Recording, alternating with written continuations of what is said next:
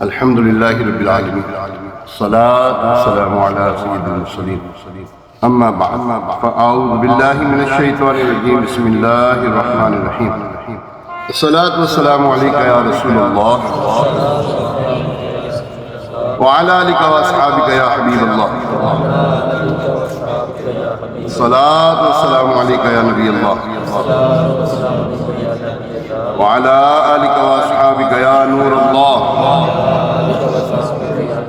نویت سنت الاعتکاف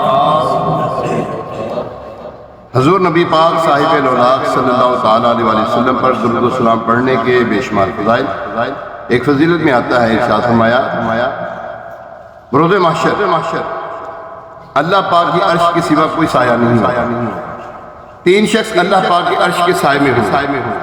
نمبر ایک وہ شخص جو میری امتی کی پریشانی کو دور کر دے، دوسرا میری سنت کو زندہ کرنے والا، تیسرا فرمایا مجھ پر کثرت سے درود شریف پڑھنے والا۔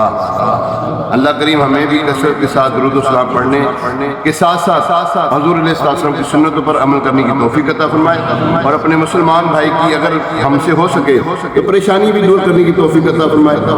اس کے بارے میں آئیے سنتے ہیں پریشانی کے حوالے سے، کسی مسلمان کو تکلیف نہ دینے کے حوالے سے قرآن پاک کیا فرماتا ہے۔ بے شک پارہ 30 سورہ بروج آیت نمبر 10 فرمایا بے شک جنہوں نے مسلمان مردوں اور مسلمان عورتوں کو آزمائش میں مبتلا کیا پھر توبہ نہ کی، ان کے لیے جہنم کا عذاب ہے اور ان کے لیے آگ کا عذاب ہے۔ معلوم ہوا مسلمان کو تکلیف پہنچانا بہت سخت گناہ اور خوفناک جرم ہے، اس کی سزا بہت خطرناک ہے۔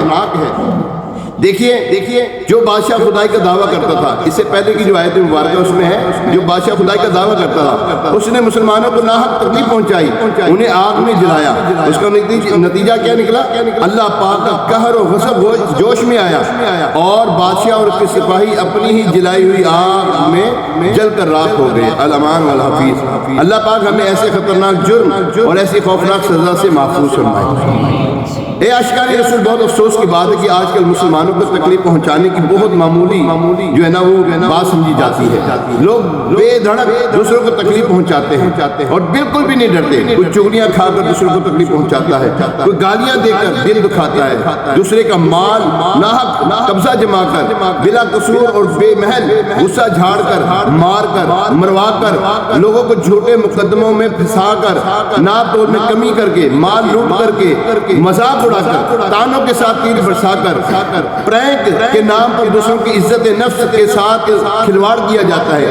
سوشل میڈیا پر ویڈیوز وائرل کر کے اور نہ جانے کیسے اور کس انداز میں مسلمانوں کو تکلیف پہنچائی جا رہی ہوتی ہے، اور اس سے بھی زیادہ خطرناک بات یہ ہے کہ دوسروں کو تکلیف پہنچا کر وہ خوش ہوتے ہیں، خود کو بہادر خیال کر رہے ہوتے ہیں، دوسروں کو دھوکہ دینے کو اپنی ہوشیاری قرار دے رہے ہوتے ہیں، لہذا نہ توبہ کی طرف بڑھتے ہیں نہ آخرت کی طرف فکر کرتے ہیں۔ افسوس قوم کا سرمایہ لٹ گیا۔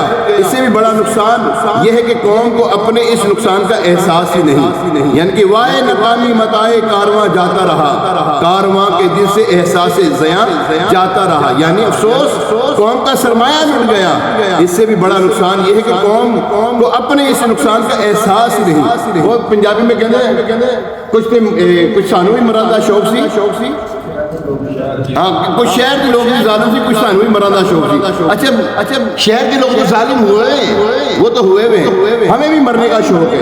ہم کیا مرنے کا شوق ہے؟ جان بوجھ کر ایسے افعال کرتے ہیں، ایسے اعمال کرتے ہیں جس سے مسلمان کو نقصان پہنچتا ہے، جان بوجھ کر کرتے ہیں، بالکل پلاننگ کے ساتھ کرتے ہیں۔ ہم اس کو نقصان پہنچانا ہے، اس کو تنگ کس طرح کرنا ہے، اس کو ہم نے اپنے تان و تشنی کا نشانہ کیسے بنانا ہے۔ تو پیارے موقع کو یاد رکھیے، کسی مسلمان کو ناحق ایذا دینا بہت سخت گناہ ہے، بلکہ یہاں پر حدیث مبارکہ میں یہاں تک فرمایا کہ کسی مسلمان کو تکلیف دینا زنا سے بھی بڑھ کر اور سود سے بڑھ کر گناہ ہے، اس سے بھی بڑھ کر گناہ ہے۔ تو ہمیں چاہیے کہ ہم کسی بھی مسلمان کی ایسے الفاظ ادا نہ کریں جس کو اللہ اور اس کا رسول پسند نہیں کرتا۔ ہم بھی ہمارے بارے میں کوئی بات کرے، کوئی مثال کے طور پر کوئی مجھے غلط بولے، مجھے اچھا لگے گا، میں کیوں دوسروں کو بولوں یار؟ جب مجھے اچھا نہیں لگ رہا دوسروں کے لیے کیوں ایسے الفاظ ادا کریں؟ میں ایک کام پسند نہیں کر رہا، میں دوسروں کے لیے کیوں وہ کام پسند کروں؟ مجھے پتا یہ بات کر کے میں اپنے آپ کو پہنچا نہیں سکتا تو دوسروں کو کیوں پہنچا رہا ہوں؟ کاش ہمیں جو ہے اللہ تبارک و تعالیٰ اپنے مسلمان کی عزت کرنے کی توفیق عطا فرمائے۔ اگر ہمارے آپس میں اتفاق اور محبت ہو جائے تو پھر کیا ہوگا؟ بھائی چارہ شروع ہو جائے، شیطان ناکام اور نامراد ہو جائے گا، جو تنگ کرنے والے ہیں وہ اپنا کالا منہ دے کے جو ہے وہ پھرتے رہیں گے۔ اور جب مسلمان آپس میں، یہاں پہ تو رشتہ داریوں میں ایسے معاملات ہوتے ہیں، اللہ کریم ہمیں آپس میں پیار محبت کے ساتھ رہنے کی توفیق عطا فرمائے۔ آخری بات، ایک مرتبہ رسول کریم صلی اللہ تعالیٰ علیہ وسلم نے صحابہ کرام علیہ رضوان سے فرمایا، کیا میں تمہیں اچھے بروں کی خبر نہ دوں؟ ایک شخص نے عرض کی، لبیک یا رسول اللہ، ارشاد فرمائیے ہمیں ہمارے بھلوں کی خبر دیجیے۔ فرمایا تمہارا بھلا وہ شخص ہے جس سے خیر کی امید کی جائے اور اس کے شر سے امن ہو، اور تمہارا برا وہ شخص ہے جس سے خیر کی امید نہ کی جائے اور اس کے شر سے امن نہ ہو۔ اللہ کریم ہمیں اپنے مسلمان بھائی کا ادب و احترام کرنے کی توفیق عطا فرمائے۔ حضور علیہ السلام ارشاد فرماتے ہیں ہر مسلمان کا خون، مال اور عزت دوسرے مسلمان پر حرام ہے۔ اللہ کریم ہمیں ان باتوں پر عمل پیرا ہونے کی توفیق عطا فرمائے۔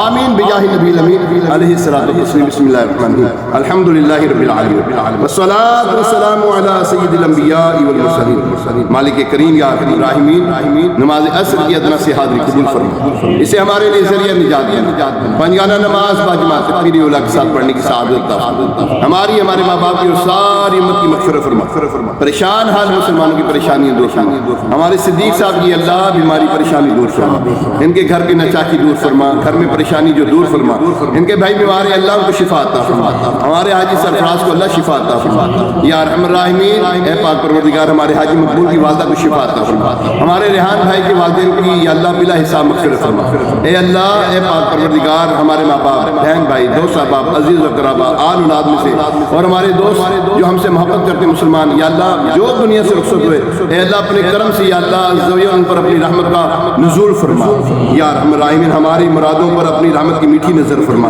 بیماروں کو شفا عطا فرما، یا ارحم الراحمین محمد علیہ السلام کا واسطہ مکہ مدینے کی بات اب حاضری نصیب فرما، حضور علیہ السلام کی مسجد میں نماز کی حالت میں ایمان و عافیت کے ساتھ جلوہ محبوب میں شہادت کی موت نصیب فرما، جنت البقیع میں مدفن اور جنت الفردوس میں مدنی حبیب صلی اللہ علیہ وسلم کا پڑوس عطا فرما، ہمارے حاجی عرفان کو یا اللہ ذل برکت عطا فرما، یا اللہ ان کی پریشانیاں دور فرما دے، اے اللہ ان کے گھر کی اسلام کی عطا فرما، یا ارحم الراحمین محمد علیہ السلام کو واسطہ ان کے خاندان میں جو دنیا سے مسلمان رخصت ہوئے، اے اللہ ان کی مغفرت فرما دے، یا ارحم الراحمین یہی دعائیں مجھ گناہگار پاپی بدکار کے حق میں بھی قبول و منظور فرما، صلی اللہ تعالی علی خیر خلق محمد وعلی آلہ وصحبہ اجمعین برحمتک یا ارحم الراحمین۔